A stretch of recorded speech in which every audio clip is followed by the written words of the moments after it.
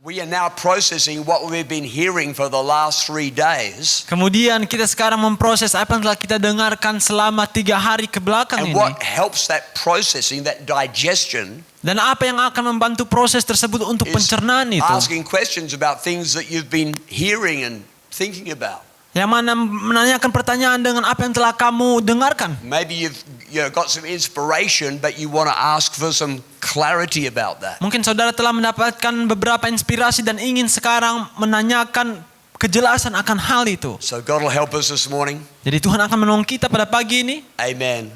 And Amen. we're just going to invite Pastor Dan Stefan to come Dan and saya take ingin over the mengundang mic Pastor before Dan I- Stefan. Mari kita berikan tepuk tangan. Praise God. Puji Tuhan. Sorry for being late. Saya minta maaf, saya terlambat. I've got island time here in Bali, so sorry about that. Yang mana saya agak di sini di Bali ya. Sorry. My dad loves to do renovations in buildings and churches. Jadi yang mana papaku suka untuk melakukan renovasi di bangunan gereja. And so in our house, he knocked down a wall. Jadi ketika di rumah kami, ketika dia akhirnya yang mana dia meruntuhkan dinding. And the electrical wires were still in the wall. Kemudian yang mana ada tali kabel listrik yang masih tersangkut. And so he bit them off with his teeth. Kemudian dia menggigitnya pakai gigit. The first one, no problem. Yang mana pertama tidak ada apa-apa. The second one, no problem. Kemudian yang kedua tidak ada apa-apa. The third one, there was a problem. Tetapi ketiganya ada masalah. Exploded in his mouth and he went flying 3 meters back. Yang mana akhirnya meledak lewat mulutnya. Kemudian dia harus terpapar 3 meter dari tempat itu. It was very funny. It was good. Ya, yang mana sangat lucu. So what's the lesson? Jadi apa pelajarannya? Life is full of decisions that are more crucial than you realize. Yang mana hidup penuh dengan keputusan yang mana lebih penting dari apa yang kamu sadari. And many men, they make a decision, they cut the wire, Banyak sekali pria membuat keputusan mereka memotong kabel. nothing bad happens. Tidak ada sesuatu yang buruk terjadi. They don't get rebuked by their pastor. Mereka tidak ditegur oleh pastor mereka. So therefore, it's a good decision. Jadi mereka pikir ini adalah keputusan yang baik. It's not a good decision Itu bukan keputusan yang baik. because the next time you do it, Karena selanjutnya kamu melakukannya, it can explode your ministry, akan ada peledakan. blow up your marriage, Kemudian dalam hal pelayanan meledak dalam pernikahan. your reputation. Kemudian reputasimu. So we need wisdom. Jadi kita butuh hikmat. So I want to preach quickly about this. The sermon title is Check the Wire. Yang mana saya ingin berbicara mengenai untuk mengecek kabelnya. Proverbs 4:5 says, get wisdom, get understanding. Amsal 4 ayat 5 mengatakan peroleh hikmat, perolehlah pengertian. So firstly, look at the calling. Jadi yang pertama saya ingin melihat akan panggilan. I've been in New Zealand 12 years Saya telah berada di Selandia Baru selama 12 tahun. and I use Google Maps every day. Yang mana saya memakai Google Maps setiap hari. I'm always lost. Saya selalu tersesat kemana. Pastor Brian asked me what road I came to get here.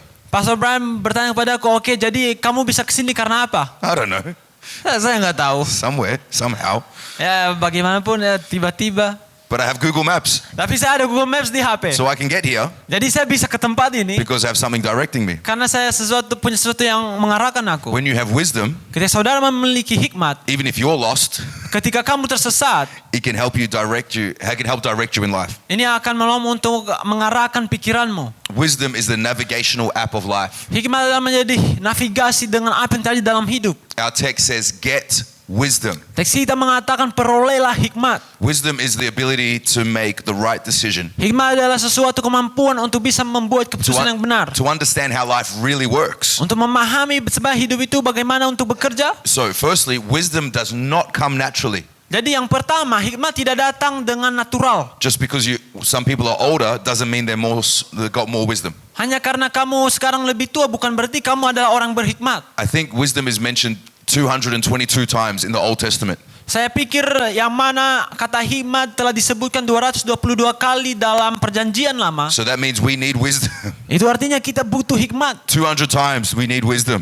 200 lebih kali kita butuh yang namanya hikmat. Just because you have a title doesn't mean you have wisdom. Bukan berarti kamu sekarang memiliki gelar, bukan berarti kamu memiliki hikmat. Just because we're pastors doesn't mean we have wisdom. Hanya karena kamu adalah pastor bukan berarti kamu memiliki hikmat. I know pastors who work very, very, very, very hard, Saya telah mengenal pria pastor yang bekerja sangat begitu dan sangat sekali keras, but without wisdom. tetapi tanpa So hikmat. they work for nothing. Mereka bekerja untuk kesia-siaan. But wisdom can be possessed. You can have wisdom. Tetapi hikmat kamu bisa memilikinya, kamu bisa mendapatkannya. Bible says, get wisdom. Alkitab mengatakan perolehlah hikmat. He wouldn't tell us to get wisdom if you couldn't get it. Dia tidak akan mengatakan kepada kita peroleh hikmat kalau misalnya kita tidak dapat mendapatkannya. And wisdom is available to all of us. Dan hikmat tersedia untuk kita semua. Doesn't matter if you failed school, Tidak peduli kamu telah gagal dari sekolah, you can still have wisdom. masih bisa memperoleh hikmat. Young or old, you can have wisdom. Apakah muda atau tua kamu bisa memperoleh hikmat. But you must chase after wisdom. Tetapi saudara harus mengejar yang namanya hikmat ini. The word get in our text, Yang mana kata memperoleh dalam teks ayat kita. it means to buy, Itu artinya untuk membelinya. purchase and buy wisdom. Belilah, perolehlah, dapatkanlah hikmat tersebut. The price for wisdom is affordable to everyone. Yang mana harga untuk hikmat ini terjangkau, bisa diperoleh setiap orang. The price you pay to get wisdom Yang mana harga yang bisa kamu bayarkan untuk mendapatkan hikmat, is you lay down your pride. yaitu untuk membaringkan, menurunkan ego atau yang mana kesombonganmu. Some people, they don't get wisdom Beberapa orang tidak memperoleh hikmat because they hold on to their pride. karena rasa bangga itu begitu besar. Just pausing for dramatic effect. Oke, ada sesuatu efek dramatikal di sini. Bible says in Proverbs 11, arrogance comes and then comes shame. Yang mana dalam Amsal 11 mengatakan arogan datang kemudian datanglah rasa malu. But wisdom remains with humble people. Tetapi yang mana hikmat akan tetap berada dalam orang-orang yang murah hatinya. There's no such thing as a prideful, wise guy. Tidak ada seperti orang di mana dia adalah seorang sombong begitu membanggakan, tetapi dia juga adalah seorang beriman, enggak ada. They don't exist. Tidak akan mendapatkan ini. So finally, wisdom should be our utmost pursuit. We should give everything to get wisdom. Jadi untuk mendapatkan hikmat itu adalah sesuatu yang benar-benar kita mau kejar. Kita harus melakukan segala untuk mendapatkan hikmat. In verse 7 it says, wisdom is the most important thing. Ayat 7 mengatakan hikmat adalah hal yang paling penting. So build your church, make money, look after your family, those things are good. Jadi membangun gereja, kemudian menghasilkan uang, kemudian untuk keluarga, itu adalah hal yang baik. The most important thing though is to get wisdom. Namun yang paling penting adalah untuk mendapatkan hikmat. Jesus increased in wisdom. Yesus meningkatkan hikmatnya. So how do we increase in wisdom? Jadi bagaimana kita memperoleh meningkatkan hikmat? Number one, you need to pray and ask God. Yang pertama, saudara perlu berdoa dan meminta Tuhan. If any man lacks wisdom, let him ask of God. Yang mana kalau saudara ingin memperoleh hikmat, silakan tanyakan Tuhan. Number two, you need to read books. Yang kedua, saudara perlu membaca buku. A reader lives 1,000 lives. Yang mana membaca mengenai ribuan kehidupan. And those who don't read only live one. Yang mana siapa yang tidak membaca akan membaca satu saja. The third way you get wisdom is through experience. Yang mana cara selanjutnya mendapatkan hikmat lewat pengalaman. But the most important and best way to get wisdom is through asking questions. Namun yang paling penting dan yang paling sangat terbaik untuk mendapatkan hikmat itu dengan menanyakan pertanyaan. The greatest revelation in the Bible came through questions. Yang mana kebangkitan terbesar yang datang di Alkitab datang oleh karena adanya pertanyaan. Okay, what's the most famous scripture in the whole Bible? Apa ayat yang paling terkenal lewat Alkitab? Say, what is it? Apa? Okay. What's the most famous one that everyone knows? Apa yang paling terkenal populer? John 3:16. Yohanes 3:16. Where did that come from? Itu datang dari mana? Nicodemus came and asked the question. Nikodemus ketika dia menanyakan pertanyaan. It was nearly a bit of an arrogant question too. Yang mana dia menanyakan pertanyaan. Can I enter my mother's womb? Like, come on, whoa, what are you doing? Bolehkah saya memasuki rahim ibuku? Oh, okay. But Jesus is so wise, he can turn bad questions into the greatest scripture in the whole Bible. Tetapi Yesus bisa yang mana dia memutar pertanyaan itu, kemudian dia akhirnya membuat sesuatu ayat yang dari Alkitab. If there was no question, we'd have no John 3:16. Kalau saudara tidak memiliki pertanyaan, tidak ada sesuatu yang bertumbuh. On the notice board there, we have our conflict resolution letter.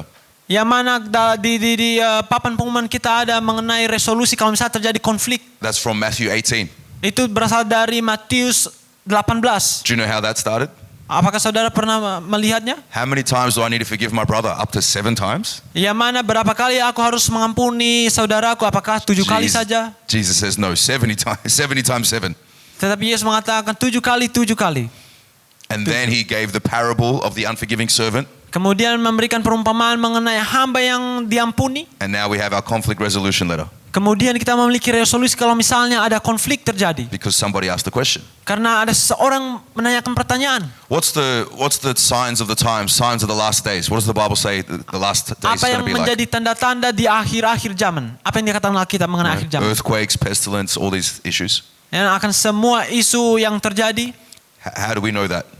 Oke, bagaimana kita mengetahui itu? Because the disciples said, "Tell us when will these things be? What's it going to be like in the last days?" Karena ada murid yang bertanya, beritakan kepada kami Yesus apa yang akan menjadi tanda-tanda ketika sudah menjadi akhir zaman. So some of the greatest revelation we have was sparked through questions. Jadi beberapa pewahyuan yang kita miliki hari ini ada semua terjadi terpercik oleh karena So- adanya pertanyaan. So let's look at the consequences. Jadi mari kita melihat yang namanya konsekuensi. In Australia, I did project management for my job. Jadi di Australia saya menjadi manajer project management di Similar to perusahaan Pastor Joel.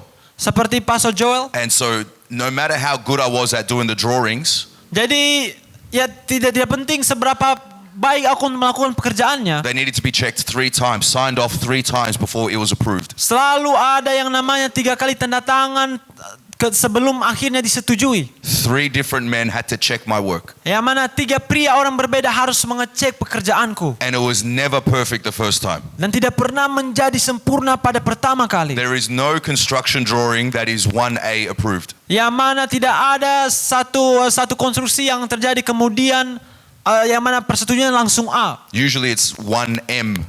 Tetapi biasanya 1M. A, B, C, D, E, F, G, H, I. You know, there's so many times it's checked and refined. Yang mana skornya dari A sampai M biasanya M. And sometimes 2A, 2B. It's gone over 26 times it was changed and worked on. Yang mana terkadang saya dapat 2A tetapi terkadang sampai 26 kali saya harus improve. It's never perfect the first time. Tidak pernah sempurna untuk waktu yang pertama kali. And if we build off the first draft, Kalau kami membangun draft atau perancangan pertama, it'll be dangerous. apakah ini akan It'll berbahaya? cost more money Kemudian memakan banyak biaya? and be ineffective. Kemudian apakah tidak akan efektif? Yet some men here, you build off your first draft. Yang mana beberapa orang sini kamu hanya membangun perancangan pertama saja. You don't get your stuff checked. Kamu tidak membuat apa-apapun itu barang-barangmu dicek terlebih dahulu. You don't ask questions. Kamu tidak menanyakan pertanyaan, You give opinions. tetapi kamu hanya memberikan opini. Do you know those people? Kamu mengenal orang kayak gitu? They tell you what you should do when you didn't ask. Kemudian mengatakan apa yang harus kamu lakukan ketika kamu tidak bertanya. And then they have bad ministries and bad marriages Kemudian memiliki pelayanan yang buruk, pernikahan yang buruk. because they didn't ask. Karena mereka tidak bertanya. I asked Pastor Payne, Pastor Elliott, Pastor Walsh, Saya bertanya kepada Pastor Penn, Pastor Elliot, dan Pastor Rob Walsh. what are some signs or some things that successful people do? Yang mana apa tanda-tanda atau hal-hal yang mana orang sukses akan lakukan. And they said the disciples and pastors who ask the most questions do the best. Yang mana disciple pastor kamu melakukan, kamu mengajukan pertanyaan, itulah yang terbaik yang bisa kamu So lakukan. we need to be asking questions. Jadi kita perlu untuk mengajukan pertanyaan. A disciple is a learner, Yang mana murid artinya adalah seorang pelajar. and a learner asks questions. Dan pelajar adalah yang bertanya.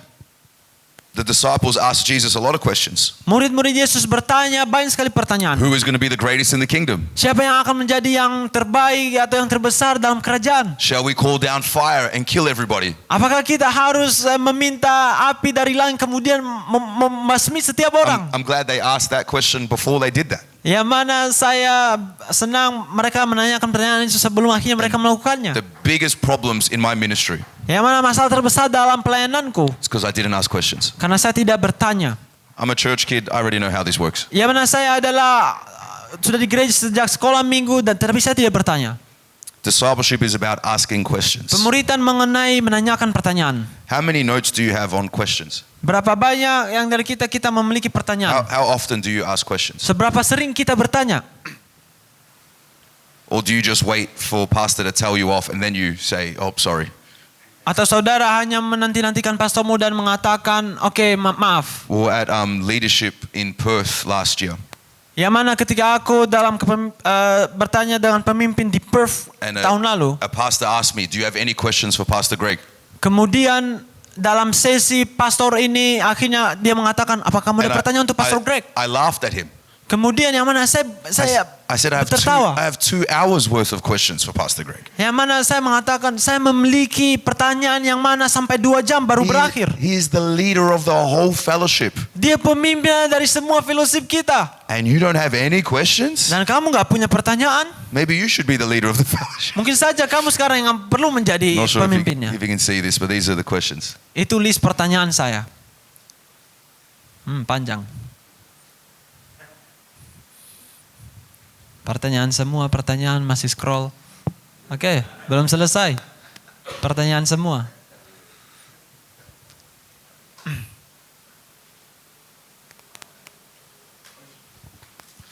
There we go. Oke. You've got no questions?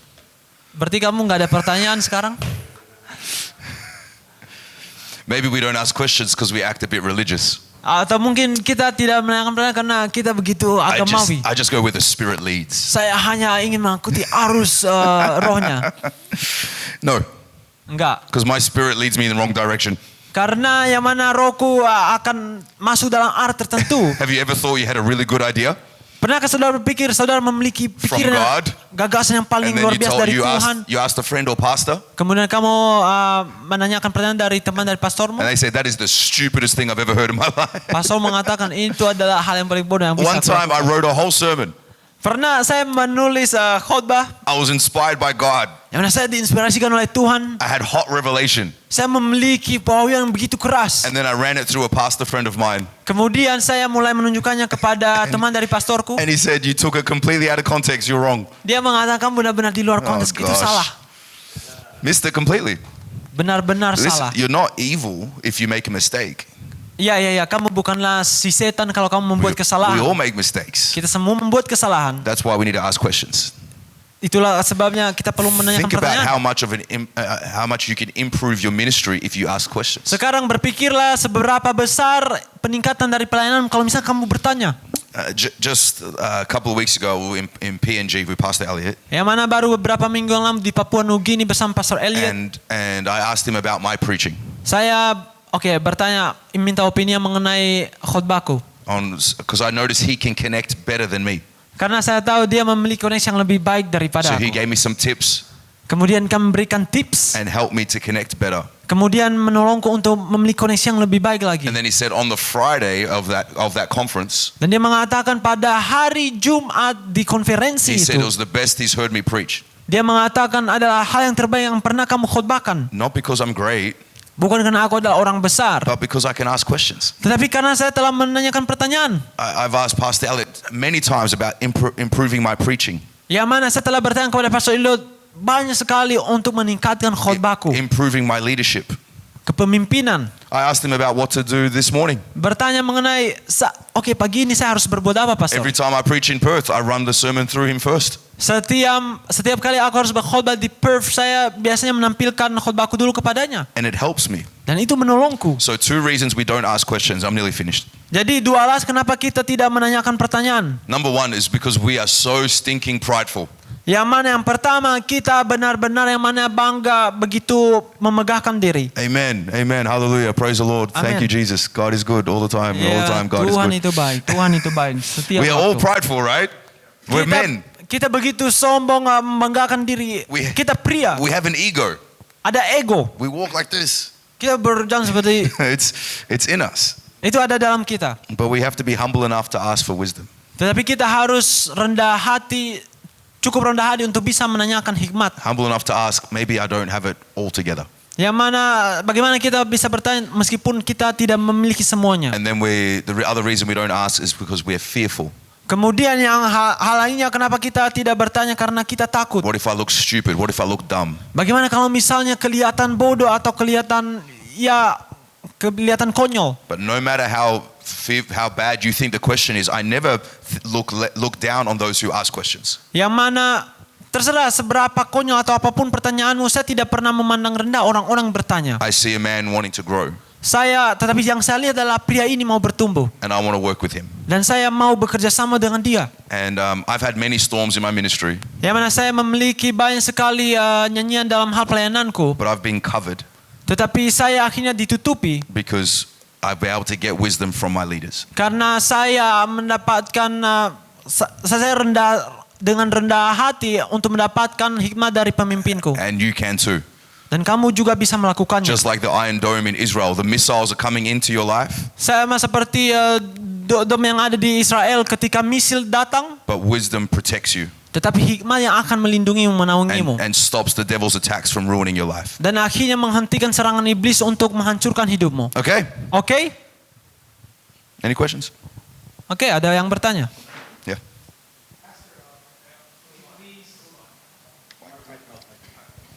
Pastor, could you please share some of your practical ways of dealing with new converts in your early ministry days? Sure.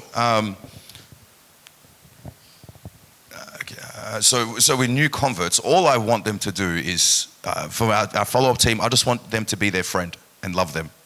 I'm not trying to press Jesus too hard on them right now. They don't need that right now. Because before people connect with Jesus, they connect with the person. And so just be their friend, love them, whatever their interests are, and now, okay, I'm interested too. For example, I don't like rugby. People tackling each other. There's nothing in me that likes rugby. But I'm in New Zealand where they love rugby. So now I love rugby.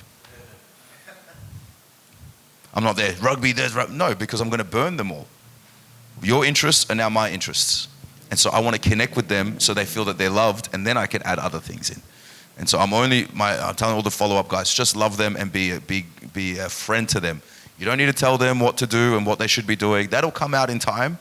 And discipleship stuff, I'll deal with that. You just be their friend and love them. And that's the main thing I tell our new converts. Great question. Oh, you want to, sorry, I forgot. Oh ya, jadi pertanyaan dari Alright. Jadi pertanyaan dari Pastor Ricky, yang mana bagaimana kita menangani petobat masa orang-orang baru yang baru datang ke gereja, terus jawaban dari Pastor dan Stefan, yang pertama kamu hanya mengasihi dia, kemudian menjadi teman mereka. Kadang misalnya lewat hobi, misalnya saya nggak suka rugby, tetapi orang-orang di Selandia baru saya tahu mereka suka rugby, dan ya saya hanya ingin memberikan kasih kepada mereka, menjadi teman mereka, dan kita main rugby bersama. Saya nggak mencoba untuk menekan mereka, kamu harus melakukan ini, melakukan itu. Karena ketika mereka mau dekat dengan Yesus, yang pertama mereka lakukan adalah dekat dengan orang-orang di situ, pemimpin situ. Jadi yaitu dengan cara mengasihi mereka dan menjadi teman mereka. Oke.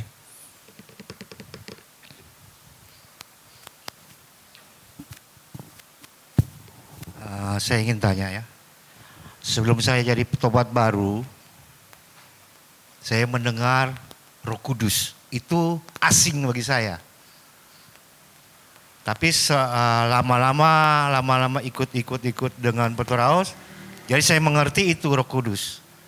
Pertanyaan saya, seberapa jarak atau kasih tahu kepada petobat baru tentang bahasa lidah? Karena yang menurut saya ya, setiap orang mendengar bahasa lidah, orang bingung. Petobat yang baru datang bingung, apa ini? Jadi bagaimana kita mau menjelaskannya? Atau jangan dulu kasih dengar sama mereka? Bagaimana? Soalnya banyak yang mundur begitu karena mendengar hal tersebut. Waktu saya dengar aja Roh Kudus, waktu saya masuk aja Roh Kudus, saya bingung. Apa ini Roh Kudus? Apalagi tentang bahasa lidah. Banyak yang mundur, pasti. Terima kasih. Caranya bagaimana? Okay. So Pastor, sometimes the visitors coming, right?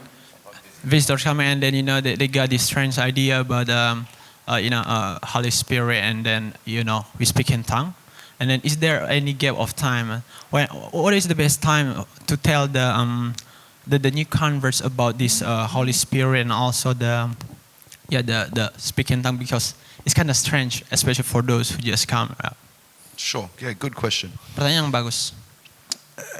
As early as possible. Sebenarnya secepat mungkin. Because they must be filled with the Holy Spirit or else they won't survive. Karena mereka sendiri harus diisi dengan Roh Kudus dalam hidup mereka. So you're not necessarily there to explain every element of the Holy Spirit. Yang mana tidak penting sekarang untuk menjelaskan setiap elemen yang namanya Roh Kudus. Demonstrate it. Tetapi nyatakan, tunjukkan. Have something. If you're filled with the Holy Spirit, you will be different to everybody else they've met. Karena kalau kamu sendiri memiliki Roh Kudus, kamu akan menjadi berbeda dengan orang-orang kamu temui. And so, yes, we speak out in tongues, Jadi tentunya berbicara dalam bahasa roh. and you should speak out in tongues in your services. Kemudian harus berbicara dalam bahasa roh lewat setiap ibadah. But some people go a bit weird. Tetapi ada beberapa orang merasa ini agak aneh. The whole service, Shandorobo, Shandararaba, I was like, Kemudian yang mana kita mengatakan bahasa that's roh odd. agak aneh. And so we do both English or Indonesian and in tongues. Jadi kita berdoa kayak dengan bahasa biasa kemudian bahasa roh. So explain it scripturally. Make sure you study what the scripture says. Jadi mungkin kamu bisa jelaskan mengenai apa yang dikatakan ayat Alkitab, kamu bisa jelaskan ke dia. And then pray for them to be filled. Kemudian berdoa juga untuk mereka untuk bisa dipenuhi Roh Kudus. I wouldn't go too deep into worrying about what do they think and understand. Tetapi saya secara pribadi tidak akan merasa cemas apakah mereka mengerti atau tidak. Enggak. If they're religious and Karena- they're just trying to ask all questions they're not really want it, they're just trying to challenge you, don't even worry about it. Karena kalau misalnya mereka adalah orang agamawi terus yang mereka lakukan hanya menantamu lewat pertanyaan, tapi mereka tidak mau, udah nggak usah pikirkan, nggak usah But cemas. all of our new converts must be filled with the Holy Spirit. Karena sebenarnya setiap petobat baru harus dipenuhi dengan Roh Kudus. Yeah, very good. Very good. Yeah, Steve.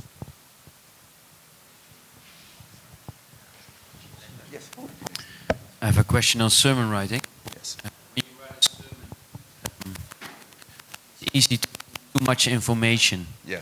So can you give us some advice how you do it? Yeah. How do you make sure that the information is right but not too much? Yes. Yeah, I make the same mistake. I put too much in. So in my sermons, okay. First, if you're pioneering, you don't want to preach longer than 20 minutes.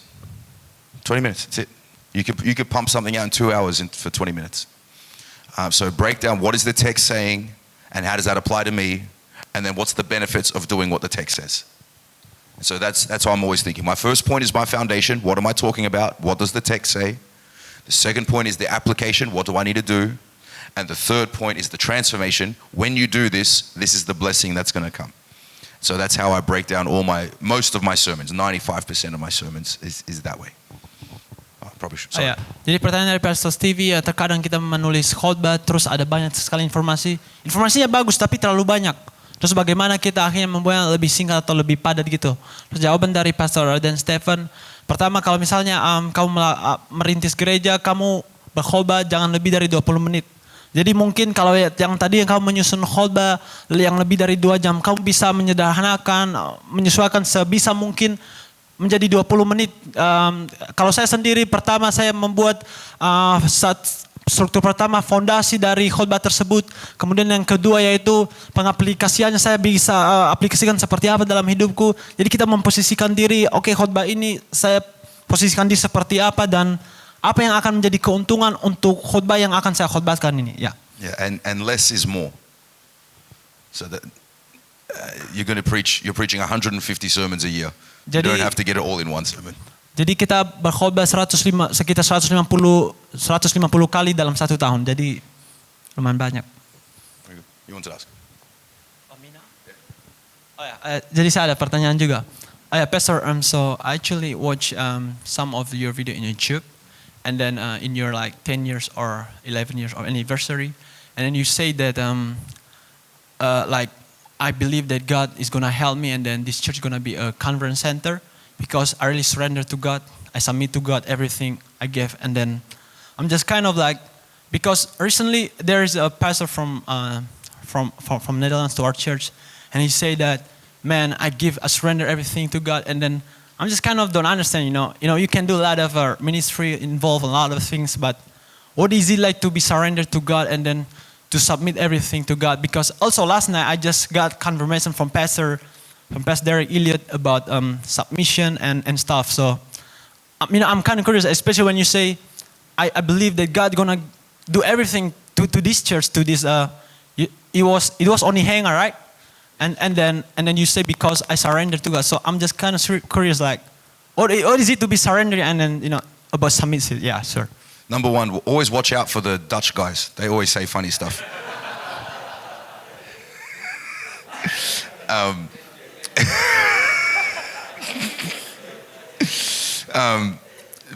Okay, so surrender is three things. I call it the fat disciple, F-A-T, faithful, available, and teachable. If you're faithful to God, if you're available to God, and you're teachable, then God can help you. And being teachable, this is very important, guys. Teachable is the ability to learn things you thought you already knew. Because everyone's teachable in grade 2. Everyone's a teachable at 18 years old. When you're 28, 38, 48, 58, 68, 78, 88, getting everybody involved here. It's hard to relearn things. And so teachability is, I thought I knew that, but I was actually wrong. And so I need to relearn that. So faithful, available, teachable. Oh ya, jadi pertanyaan saya kepada pastor karena dia mengatakan mengenai menyerahkan diri, kemudian menyerahkan diri ya kepada pemimpin, kepada Tuhan. Jadi saya kurang mengerti saja, terkadang kita ikut pelayanan segala macam, kita terlibat. Tetapi sebab apa arti dari penyerahan diri itu baru tadi dijelaskan sama pastor. Yang pertama kesetiaan, kemudian memiliki hati yang mau diajarkan karena kita terkadang terlibat dalam hal ini, terlibat dalam hal itu. Tapi apakah hati kita masih mau diajarkan? Kemudian yang ketiga yaitu ketersediaan. Oke. Very good. Yep. The good singer at the back.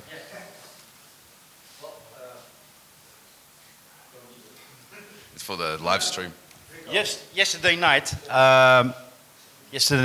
you said something about people who are complimenting the pastor about their sermons. Yes. You know, and so thank you very much, because I don't want to compliment my pastor anymore. So that's my first remark. Not what I meant at all. So thank you very much. But the second serious thing is, okay, you were talking about the 20-minute sermon, you know, but isn't it like this, that you also have to look at the level of the church, you know, because I respect my pastor very much, but 35-40 minutes sermon. Yeah. So is that because you want to explain things better to the flock, to the Yeah, very good. I'm talking about pioneer when you first start. Yeah. I'm talking the first 6 months. Here, Pastor Brian's been here a lot longer than that, and he's the main church here, so of course he's going to preach longer. Yeah, definitely. I'm not talking about a church with disciples and growth. I'm talking about when you first pioneer, just 20 minutes is fine. And then now, for my sermons, I try and do 35 and under. So, yeah, very good. Oh, there's a microphone here.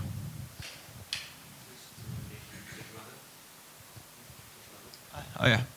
So yesterday you said, Oh, sorry, he's going to translate.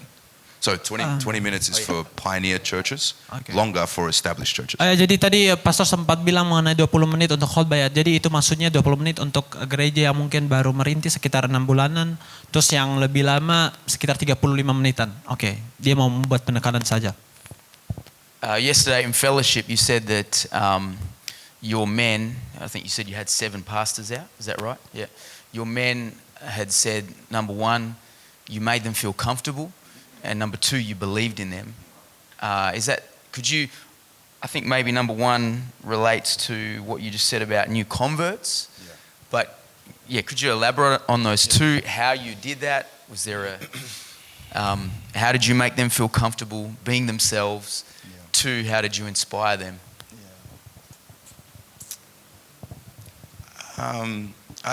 So you got to crack the culture, and so for Islanders are very insecure people, and so I can't mock them initially, and if I mock them at all, they're going to feel rejection, that their father mocked them. So I don't mock at all, especially at the start, and then making them feel welcomed in my home, making them feel loved, appreciated. Those would be the main things that make them feel safe. And then when they make mistakes, it's fine. We all make mistakes. I'm happy you made a mistake. And then showing, I think those are the main things. I'm not forcing them to do okay, if they want to be a 1-talent guy, you're welcome to be a 1-talent guy. I used to push guys, you should be a 5-talent guy, because I believed in them, and they could be a 5-talent guy. And so you could change the world, you can, but they were never gonna.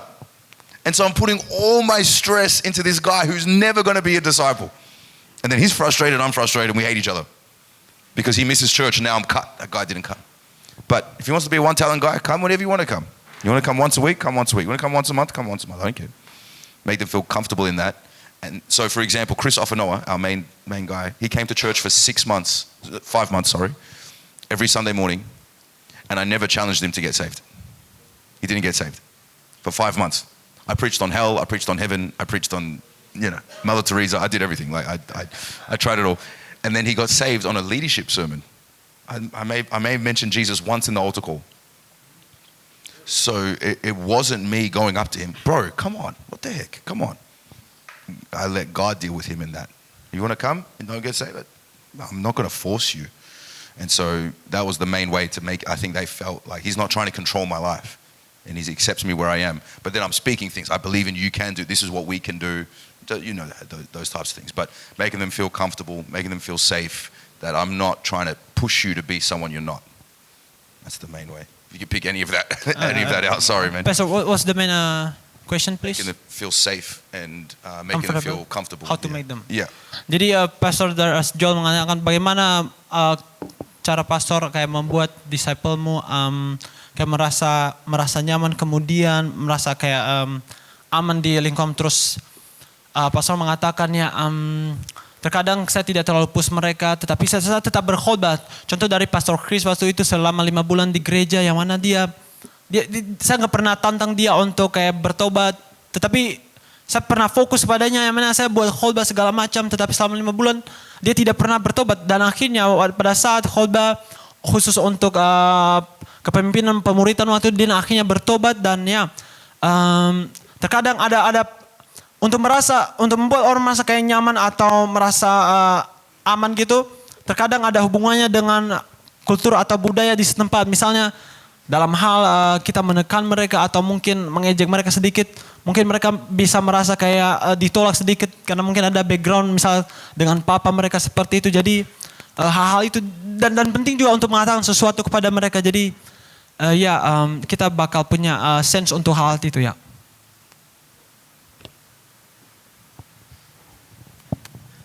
Hello, Pastor. My name is Samuel. I'm a disciple of Pastor Scott from North Jakarta. I have a multiple question. Some is from me, and some of it is from another disciple who can made it today because he have flight in the morning. So the first thing is, my question is, we remember yesterday Pastor Eliot says about God have rights to say no to whatever we do. And I'm just confused how to tell if it's God say no or I'm not just doing good enough. Because yesterday you also say about don't do only 1 mile, you have to do 2 miles, right? Don't do one what? 1 miles, you have to do 2 miles. Oh, second mile? Yeah, sure. Yep. Yeah, that's it. Okay, so good question. To find whether God's saying no to that, usually you get some wisdom from your pastor. For example, God called me to New Zealand. I knew that, and I was going to go to a city called Wellington. Pastor said, no, you should go to Auckland. Auckland will be better for you. And so I was humble enough to be like, okay, sure. I thought it was this, but it's obviously not that. I'm going to listen to my pastor and go to Auckland. It turned out pretty good, right? Some people, they're like, no, God told me. You can't tell me no. That is unbiblical. So it's usually through headship that God will direct you and lead. Don't explain. Jadi mengenai kemarin yang mana Pastor mengatakan Tuhan terkadang mengatakan tidak, kemudian terkadang ada juga khotbah dari persembahan mengenai jangan lakukan 1 mil saja tetapi 2 mil. Kemudian kadang merasa kayak saya tidak terlalu cukup. Jadi caranya itu pertama kamu perlu memperoleh hikmah yang mana biasanya datang dari kepemimpinan. Kamu bisa bertanya kepada pastormu. Contohnya aku dulu saya ingin pergi melakukan misionaris di kota yang lain di Selandia Baru, tetapi pastorku mengatakan enggak di situ. Bukan di Beralton, tapi kamu perlu ke Auckland. Dan terkadang orang mereka tidak mau humble dan mengatakan enggak ini sudah Tuhan sudah mengatakan pada aku untuk ke tempat ini. Jadi kita perlu mendapatkan hikmah yang biasanya datang dari pemimpin kita ya. Yeah, the second question.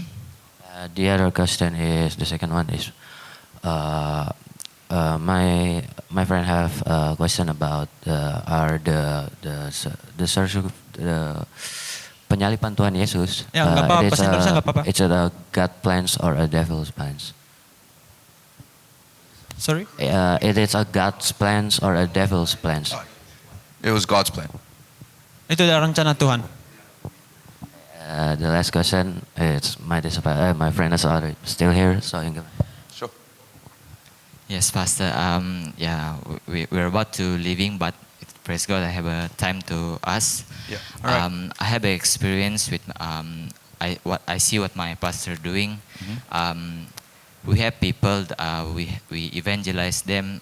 They never go to church, but they have a Christian family, and when they went to our church for 3 months, and they don't go to church anymore.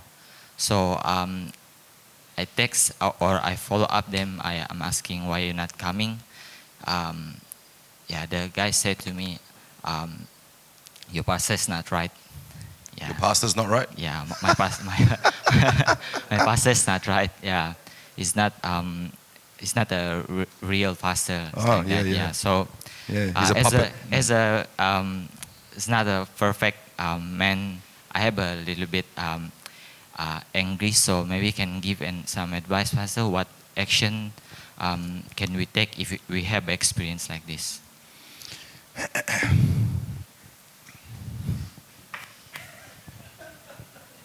If someone comes to my church and starts talking bad about my pastor, how dare you? How dare you? Who the heck are you?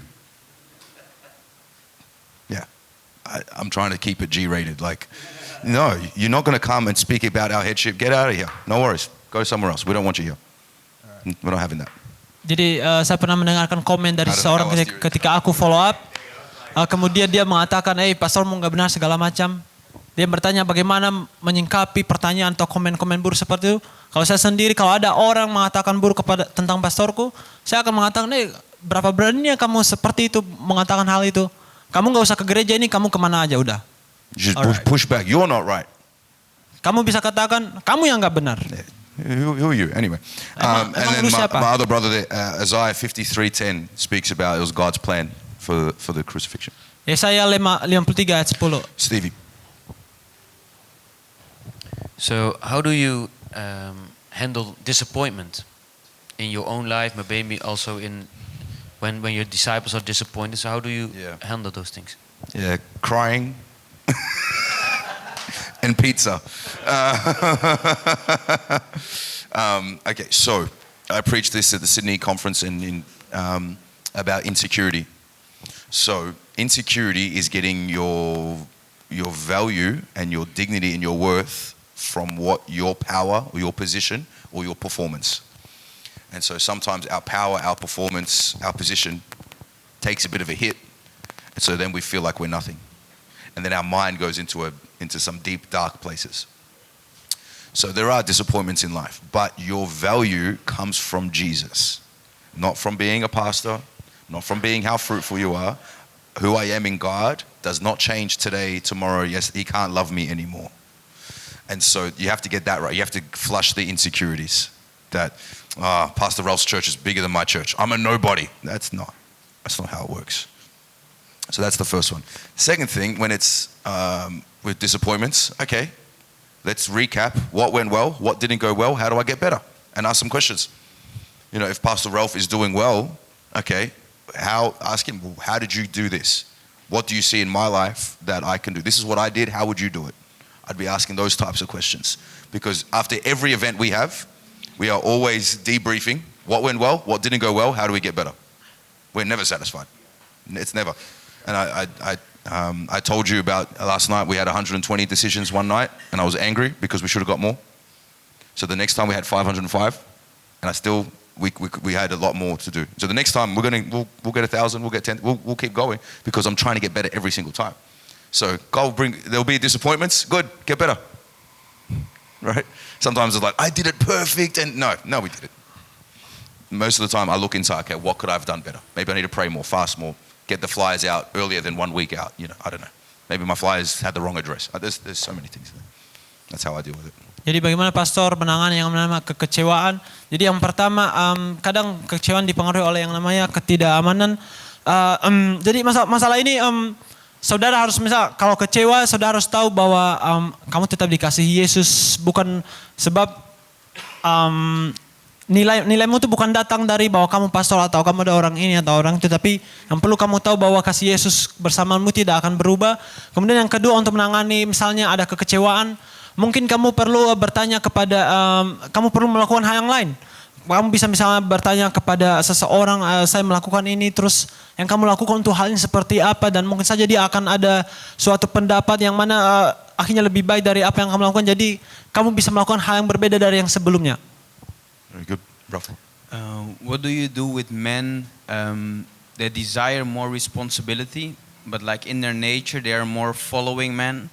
What are the steps that you do to like make them grow into leadership positions? Yeah, I think many times they don't even know what it looks like to lead. And so many times they're fearful, because if I lead, I don't even know what I'm doing. I'm going to let people down. And so that's with Islanders. They don't want to lead because they don't feel like they can do it. They feel like if I do it, I'm going to let people down. I don't want to let people down, so I might as well not do it. So I have to teach them, 1, do this. Number 2, do this. Number 3, do this. And basically break it down step by step what they need to do. Then you teach them all of that, you help them, and like I was saying to you the other day, give them a win. They do well, the outreach goes well, whatever goes well. See, you can do it. You can do it, and then you're helping them. Just takes a lot of work, a lot of hands-on time. You can't just say, yeah, go for it, and then they stuff it up, and then they hate themselves. And then I tell them stories of when I made mistakes. For me now, altar calls are my strength. I can do altar calls at 80 point, not a problem. Before, I was the worst at altar calls. Footscray, we had concerts every week. No one got saved every week. No visitors came every week. I think people backslid during my altar calls. It's horrible. One time it was raining, no visitors again. I walked outside during the concert in the rain. I was, just take me now, Lord. I suck. I can't do it. And it was dark, so I had a black t-shirt, so no one could see I was dripping wet, So we've all been there. And so I think if you're open with your mistakes, people connect. What's the saying? You inspire through your strengths, but you connect through your weakness. And so you explain, yeah, I made mistakes too, man. And then you tell them that, and they don't feel as bad about themselves. Does that make sense? Yeah. That's how I do it with my church anyway. Bagaimana kamu menangani orang yang mana dia mau melakukan banyak sesuatu, tetapi tabiat mereka lebih kayak mengikuti kerumunan saja, mereka tidak mau memimpin. Jadi yang bisa yang akan saya lakukan adalah, pertama, bisa jadi karena mereka sangat takut, jadi mereka tidak tahu mau harus berbuat apa, akhirnya mereka sekedar mengikuti kerumunan orang banyak, dia melakukan ini, melakukan itu. Tetapi yang bisa saya lakukan adalah, mungkin saja orang tersebut, kamu harus saja dari langkah pertama seperti ini, langkah kedua seperti ini, langkah ketiga seperti ini. Kemudian kalau misalnya mereka berbuat kesalahan, kamu bisa membagikan sharing mengenai, waktu saya melakukan ini, saya ada kesalahan ini, jadi terbuka sedikit, dan akhirnya lewat ajaran yang kamu berikan itu akan membantu mereka untuk bertumbuh dan ya bisa memimpin. Very good. Brother here. My name is Josh. I'm coming from disciples from Pastor Brian. I've actually noted in yesterday that sometimes that that Lord Jesus Christ rejecting good things to us, for better of us. Now it's already lingering in my mind. My question is that how do we Christians reconcile God's plans with personal accountability and responsibility for our own choices? Because there's sometimes that, if bad things happen or mistakes happen, we're just going to say, it's not God's plan, But in fact, that it's his own mistake, and he should make it better, So how we kind of like reconcile that, Pastor? Thank you. Do you want to explain that question? Do you understand his question? How do you know if it's God saying no, or if it's just our mistakes, or if it's God's plan? Maybe Pastor Brian can explain it. Pertanyaannya, or maybe you just want to say it in Bahasa Indonesia. Just say it in Bahasa Indonesia. That'll be easy. Yeah, it's alright. Ya, jadi intinya yang ingin saya tanyakan, bagaimana kita sebagai seorang Kristen itu rekonsiliasi tentang konsep rencana Tuhan dengan tanggung jawab pribadi dan pilihan pribadi. Karena ada banyak kasus di mana kita tuh kalau contohnya melakukan kesalahan atau apa, kayak saya sendiri bilang ya paling itu karena bukan waktunya Tuhan. Padahal sebenarnya itu kesalahan saya sendiri gitu. Nah itu bagaimana kita bisa rekonsiliasi atau membedakan lah istilahnya.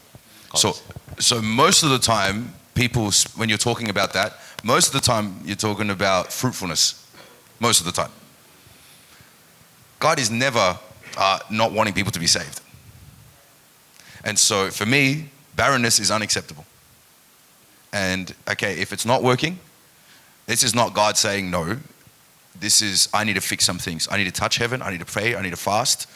What am I doing wrong so I can get breakthrough? Because I believe we can have breakthrough everywhere. I believe the gospel works everywhere. And so, but I'll never be, I know there's God's plan that we stay small and not grow, and I never develop, and I know it's all God's plan. No. Pastor Mitchell didn't have that mindset. Pastor Elliot doesn't have that mindset. You see, Pastor Elliot, it's always growth, bigger, better, stronger, faster, higher, whatever. Anything is anything more. And so that needs to be your mindset. I was telling the men yesterday, God said, ask me for the nations. Ask of me, I'll give you the nations. Do you believe that? So if I'm not getting the nations, what's wrong? I need to fix some stuff on the inside. How do I grow? So then you ask questions. What did that outreach? It didn't work that well. How come? Is my preaching not that good? Why do I improve my preaching, my people skills, my faith, all these things? And the more you connect with your leaders, the more you grow and see their growth. Yeah. Most people, they blame the barrenness on, it's my city, it's my, the people here in Bali, they don't really want Jesus. They're too rich, or they're too poor, they're too tall, they're too short,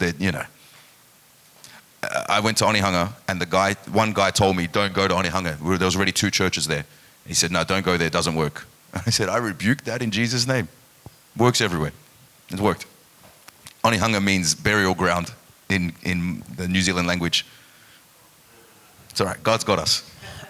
Jadi pertanyaan mengenai dia lebih ke yang mana untuk berbuah. Jadi pertama saya tidak ingin menerima yang namanya ketandusan atau ketidakberbuahan dan karena itu tidak dapat diterima. Kemudian dalam hal sesuatu yang mungkin tidak berbuah yang kita lakukan, mungkin kita bisa melihat ke belakang, kemudian melihat apa kesalahan yang aku buat, apakah ada strategi baru yang bisa aku lakukan. Kemudian ya seperti itu. Waktu aku ingin memulai gereja baru di Onehunga, ada orang temanku yang mengatakan, di sana udah ada 2 gereja, jadi di sana nggak akan berhasil Injil. Tapi saya menegur itu, saya tidak menerima itu, dan ya seperti itu. Very good. We have 8 minutes, so we'll get through them quick. Yep. Thanks for the seminar, Pastor. I've got a question. Building a little bit what you just said to the last one, and cracking culture. Mm-hmm. We learn, that we're in I've had some sort of free people next to the lane, but very limited people in my immediate lane. The friends that I went to university with, we're in our professions together, and you've probably had a similar sort of profession, and I just wondered, where did you find the chink in the armour? That in the world they're very comfortable, they have nice lives, short of getting them into the potter's house like I did, and be hammered 5 times a week. How would you break that down? Yeah, I'd love to have a perfect answer for you, but for me, dealing with those types of people, you have to speak to their heart. And I'm not talking about God will give you a better life, because I don't need a better life. God will save you, set you free from depression. I don't have depression. So that's not the gospel. The gospel is God will set you free from hell. And sin separates us from God. You can have all the money you want in the world, but one day you're going to stand before a holy and righteous God and give account of your life. So Jesus always spoke to their heart. And so when God, especially for all the men, when you're doing an altar call, don't say, come to Jesus and you'll be happy. Where does that's not true. Have you been happy 24/7 since you gave your heart to Jesus? No. So why do we say that? So speak to their heart, make them lost from sin. You're going to devil's hell. But there is hope in Jesus. He died on the cross. You must repent. You must be born again. So that's my process nearly with everyone, especially with those people. And sometimes they just take a little bit longer to crack, and they're looking at your life too. I think the best thing you could be is be a good example. Sometimes we're on and off, and then they're like, why would I want to follow that for? But your stability, and one day they're going to have a crisis moment, and then they're going to come ask for help. Like my Baba, 7 years, and then he's gone through some stuff. He's like, I need Jesus, man. He came to church, his fiance's in church, all those types of things.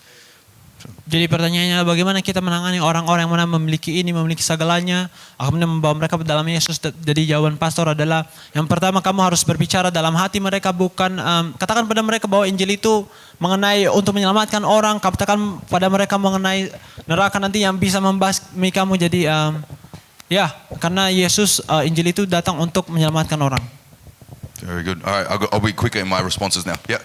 Oke, pertanyaan saya sebagai seorang murid, bagaimana kita bisa tahu bahwa panggilan yang Tuhan berikan itu adalah tertunjuk untuk kita dan bagaimana seharusnya respon dari seorang murid? Terima kasih. So Pastor, how can we sense that the calling from God is exactly for us, appointed to us? This is. How do you know what God's calling you to do, basically? Yeah, or kind of. How do we know we're called? Everyone's called. Jadi setiap orang terpanggil.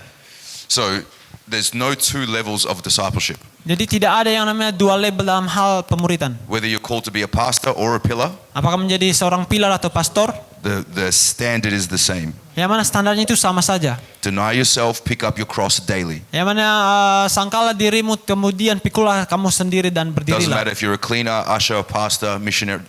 Doesn't matter. That is the standard of discipleship for everybody. Ini adalah standar dari pemuridan. Tidak boleh kamu murid, misionaris, pastor, siapapun. Ini standar bagi setiap orang. God calls men who are moving.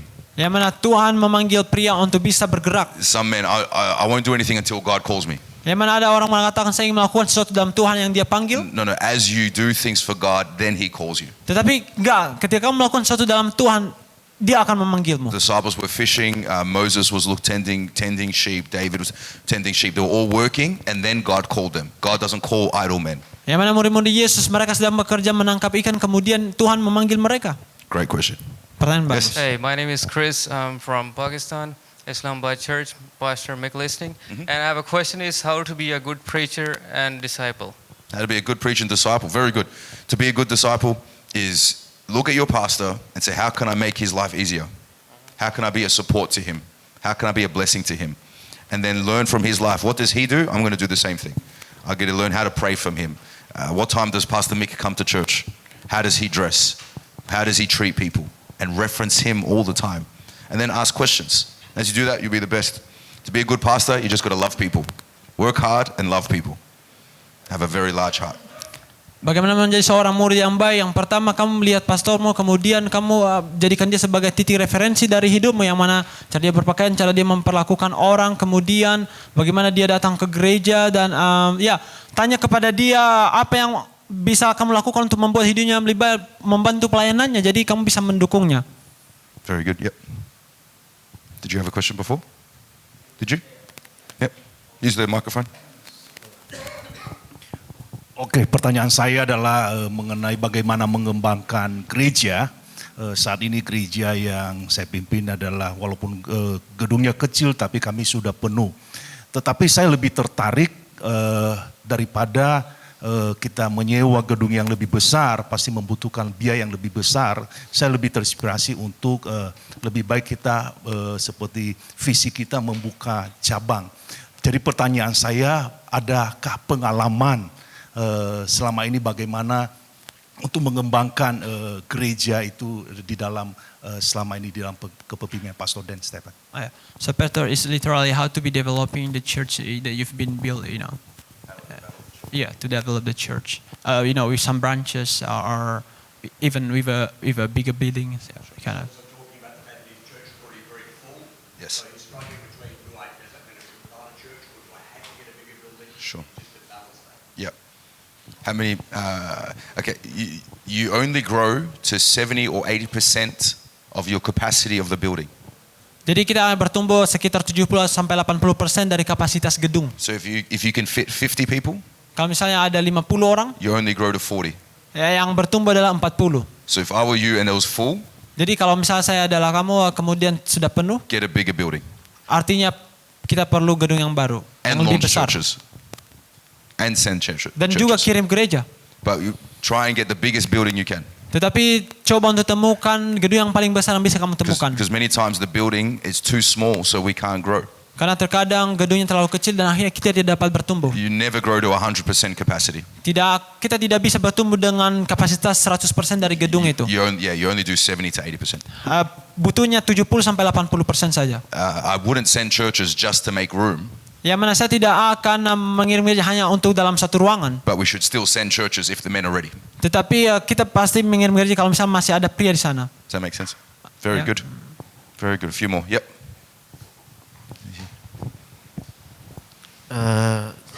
Nama saya Helmi dari Jakarta, disciple dari Pastor Ralph. Saya mau tanya Pastor, Pastor banyak sekali memberikan jawaban kepada setiap pertanyaan.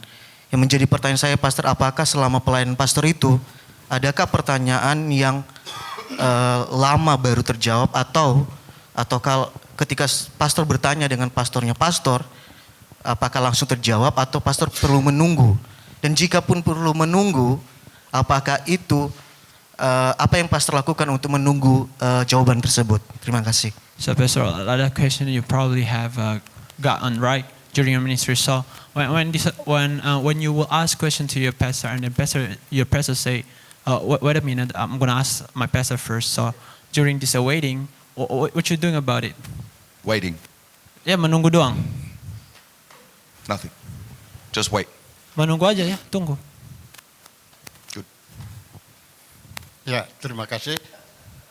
Was that too deep? Was that too short? Just wait here.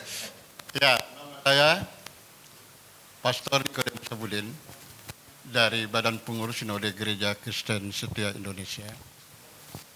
Dan saya banyak kenal teman-teman yang pastor dari Potter House yang ada di Indonesia. Dan yang kedua, saya ucapkan terima kasih kepada Pastor Brian yang selama ini kami komunikasi yang cukup baik.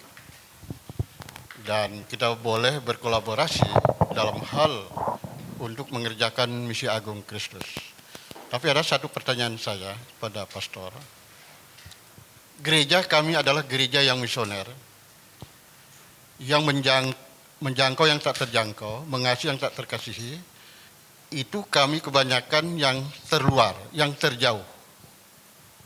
Bagaimana strategi dari teman-teman yang ada di Potter House, ya, pastor-pastornya, termasuk yang dari pusat, untuk menjangkau, ya, orang-orang yang terluar, terjauh, yang selama ini tidak dilayani. Itu strateginya bagaimana? Terima kasih. Oh yeah, so Pastor, literally the question is, yeah, he's from other church, right? He's from other fellowship. Well, somewhere else. Kind of legally. All right. From other church. So, basically the question is, how are you gonna reach some regions or places which is unknown? That is basically. How are we going to reach places we haven't reached yet? Yeah, unknown places. Yes, sure. He ministers to primarily very isolated areas. He's just saying in our church, in our fellowship, how do we do that? That's his focus. Sure. What's our strategy? He's asking to reach the very isolated places. Yeah, that's probably a better question to ask Pastor Elliot or Pastor Brian, but we send churches all around the world. Jadi mungkin itu pertanyaan yang lebih cocok untuk Pastor Elliot atau Pastor Brian, tetapi di fellowship kita mengirim gereja ke banyak sekali tempat. We believe in sending churches and sending couples to those places. Karena yang pertama kita percaya untuk mengirim gereja atau pasangan di tempat-tempat yang tidak diketahui itu. Our fellowship started in a town of only 7,000 people. Yang mana jadi fellowship kita dimulai dari kota yang hanya 7.000 orang. My sister is a pastor's wife in a very, very small town. Yang mana kakakku atau adikku cewek adalah istri dari pastor di kota yang sangat-sangat kecil. And so that's the same principle. Whether big town, small town, isolated, we send couples to go. Tetapi prinsipnya akan sama, yaitu tetap mengirim pasangan, apakah itu kota besar, kota kecil, kemanapun itu, ya sama saja prinsipnya. Yeah, if you're thinking about like the unreached tribes, that's above my pay grade. I don't know, ask Pastor Elliot. Tetapi kalau misalnya mungkin pertanyaan Bapak adalah di suku-suku yang belum dijangkau atau belum diketahui, itu melebihi dari akalku, saya belum tahu itu, oke? Very good. Get a couple more, then we'll close. Was there a hand here? Yep. Yep.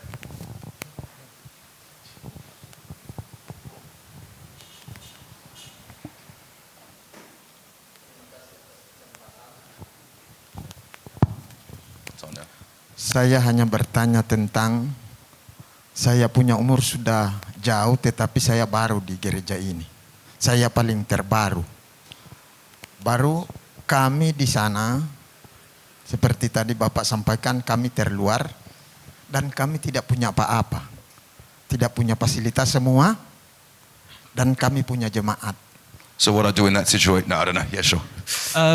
He is from here, from Bali or? Manado, Sulawesi Utara, Kabupaten Talaut, perbatasan Filipina. Bapak dari gereja seberang sini? Miangas. Bapak dari fellowship ini? Ya? Potter's House. Oke. Apa? Oh, Victory Chapel Manado. Cabang Victory Chapel Manado baru beberapa kali ketemu, walaupun sudah tua tetapi baru bergabung. Dan di sana kami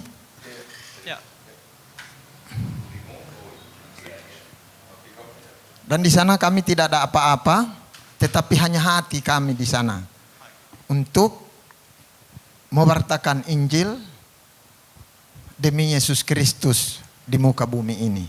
Terima kasih. Pertanyaannya? Oh, it's literally like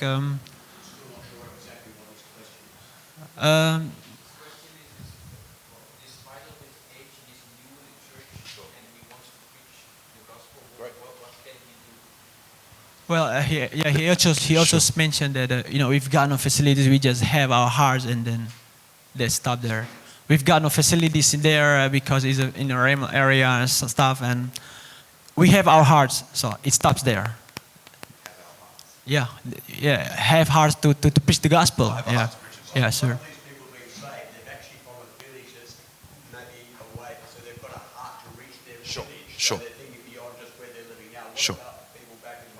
Sure. What do we do? Yes. I'm just a new convert. Yes. How do I process? Very good. Very good. Very good. But and the age. Okay, so number one, you've got to build your church to be a large, strong church. Pertama perlu membangun gereja dengan gereja yang sangat kuat, kemudian memperbesarnya. Then you can send churches to those other villages. Kemudian setelah ini menjadi mapan gereja ini baru bisa mengirim gereja ke kampung lain atau desa lain. When we send out preachers, ketika kita mengirim pasangan, age doesn't matter. Umur itu tidak penting.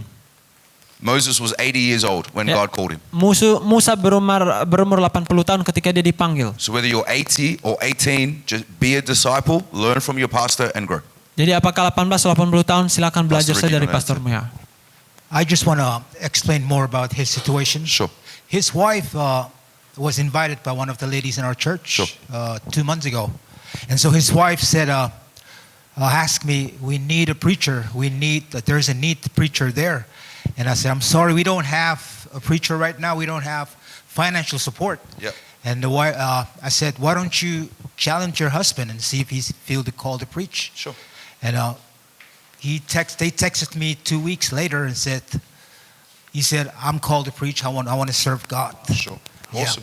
Yeah. And I told him was he in the the situation. church at the time? We don't have money and all that. Was he in the church at the time? Yeah. He said, we need a church. We'll be self-supporting. Sorry, yes, he is in the church at the time. We just need to know how to start the church. I said, well, first, you need to come here and be a disciple. Yeah, is he saved? And so he's willing to come and be a disciple under our church. Did he get saved in your church, or was he saved already? They both got saved in the church, yeah. They got saved in your church. Okay. Yeah, Then so, the same. It's the same for everything. Yeah. Become a disciple, and then if he qualifies with the right spirit and fulfills what every other disciple, regardless if you're 18 or 80, it's irrelevant. If you qualify for all these things, then we'll launch you out. But if you don't, then I don't care if you got a burden or not. Yeah, very good. There's our pastor at the front here, and then there. Oh, sorry. Ya, jadi sebenarnya jadi jawabannya misal untuk menanam gereja baru itu semua sama, terserah kamu di mana. Pertama kamu harus menjadi murid, Kemudian ya ikuti apa yang pastor kamu katakan, kamu akhirnya berkembang di sana dan ya mereka bisa kirim kamu. Singkatnya seperti itu ya. Very good. At the back there, we'll try and do a quick time to do like Okay, thank a you, Pastor. condensed version. How to set the good boundaries to be a good disciple, especially for the young disciple. How to set boundaries as a good disciple. Yes. Yeah, very good. Connect with your pastor, ask him questions, learn from him. He makes it very clear. Yes, this other question is sometimes we are the young men, we have the circle behind and we never talk Hiding with the my sin? pastor. Yep. Yeah. So what we can do and what step we want to take to be good disciple. Yeah, the same. Don't hide your sin. Okay, thank you, Pastor. Very good. Jadi pelajaran adalah terkadang kita menjadi disciple, kemudian kita ada circle atau siklus tertentu lingkungan dan bagaimana menjadi seorang disciple yang baik ya sama standar kamu dekat dengan pastormu bertanya ke dia dengarkan arahannya seperti itu ya. Bible says he who hides his sin won't prosper. Kemudian jangan menyembunyikan dosamu sebab Alkitab mengatakan siapa yang menyembunyikan dosanya dia tidak akan makmur. Very good. We'll get a few more. I don't want to keep you too long today. I'm going to try to keep this concise. The first thing I want to ask is, how do you balance, like your Use this microphone so we can get you on the live stream. check? So my first question is, how do you balance family life and ministry in the mission field? How often did you call your pastor? I know our pastors are busy. They have other people in the field. Sure. And then what are some failures and successes, especially starting out? And what was your mindset in chaotic and dynamic environments? Just some background. I'm from Texas, from U.S. I pioneered for 2 years in an urban environment. It was ghetto. It was crazy. Shootings, wild. People dressed like chicks in dudes' clothes, prostitutes. And then I come to Indonesia. Me and my wife are here 2 years. Complete opposite. Yes. Super religious, like very respectful, but people don't tell you what they're really thinking. And so it's the complete opposite. And one of the things I'm not struggling with, but I'm trying to find the mind of God is, one, keep my wife chill, you know, my kids, I have little ones, 3-year-old, 5-year-old, 16-year-old, so the teenager.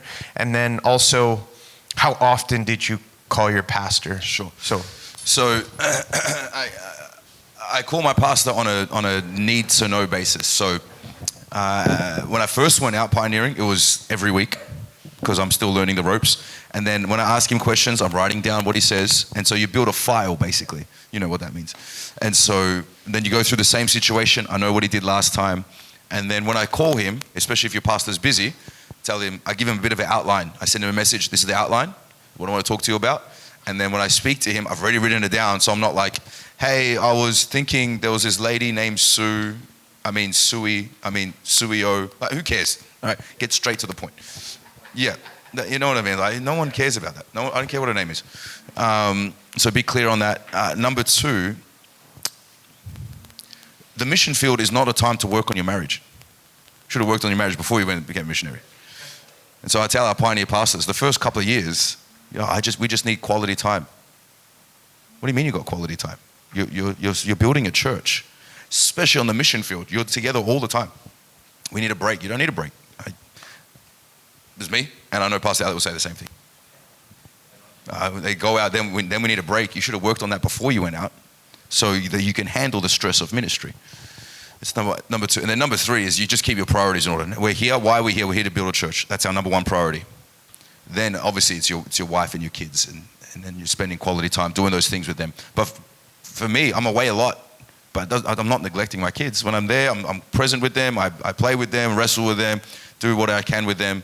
But because I do that at home, I'm not going away and thinking, I wish I should have been there more. I should have done this. No, I do. When I'm there, I'm present. But this is God's work. This is what God's called me to do. And on the mission field, that's the best thing for your kids. You get all the time in the world with your kids. What a blessing. Imagine if you were working 8 till 6, then following up all night, and then you have no time at home to see them. You do see them more now than you did in America. You know? Yeah. It's a shock, yep. And then the final one is you just got to pray and ask questions to crack the code here. Again, I don't know ask Pastor Brian, I don't know who other, Pastor Rolf's obviously doing well. I asked them, how do I connect with these people? I did the same thing about Islanders. I asked all the questions, and that's how we got through. I know it was a long sort of answer.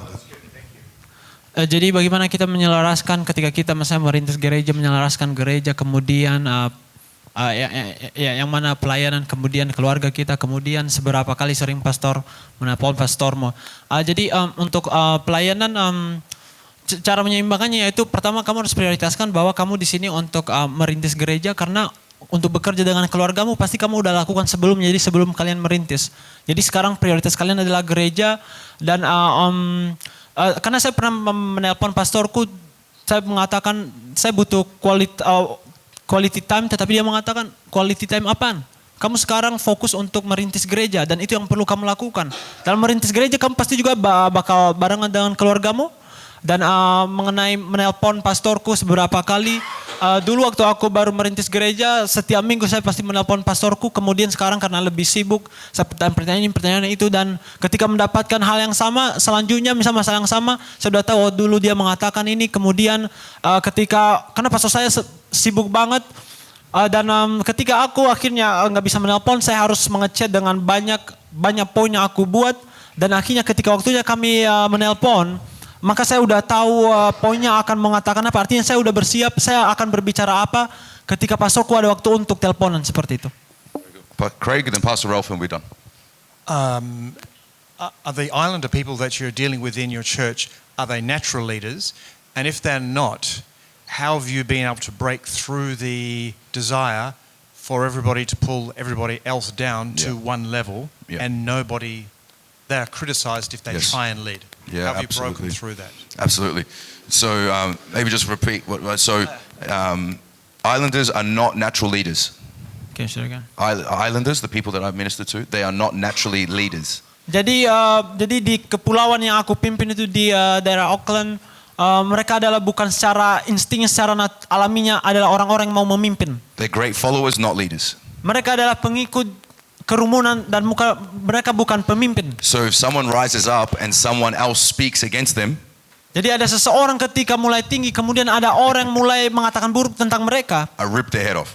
Mereka adalah pemberontak. Because we don't allow that in our churches. Karena kita tidak mengizinkan pemberontak atau pembangkang di gereja You're not kita. going to speak against people rising in discipleship. Kita tidak akan membiarkan orang mereka bertumbuh, kemudian mereka menjadi pemberontak melawan pemuritan kita. And then, like I said to Pastor Ralph, just give them a few easy wins, boost their confidence, and then they can go from the next one. Okay.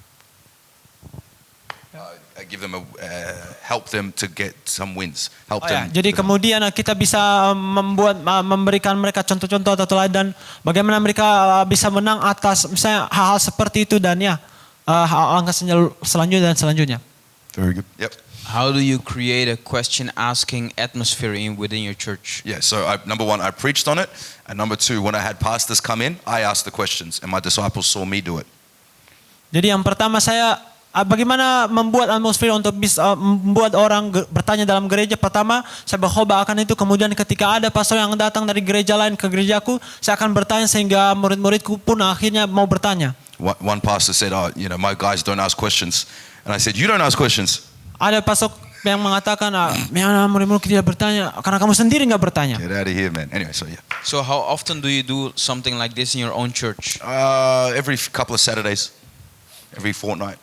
Jadi kita melakukan hal-hal kayak ini sekitar setiap Sabtu gitu. Because I travel a little bit. If I was home every weekend, I'd probably do it every week or every fortnight. Karena kadang saya selalu keluar berkhotbah kemana lah. Tapi kalau misalnya saya di sana di gerejaku, saya pasti kayak setiap Sabtu. Very good. Thank you all. Thank you, Pastor Brian. And I didn't get to say my thank yous yesterday, but I thank you all for coming out to this rally. I'm very, very, very blessed to be here. And I'm going to be praying for you. And any of the pastors, anything I could do to help, please let me know. Thank you, Pastor Brian, for the opportunity to be here on your very first one. It means a lot to me. God bless you guys. Amen.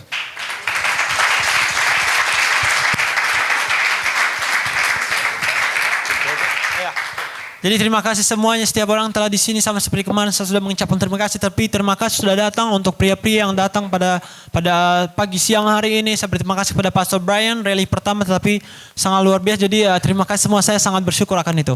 That was absolute gold. Ini adalah benar-benar goalnya. If we can receive that gold, emas. Sangat Sir? berharga, emas.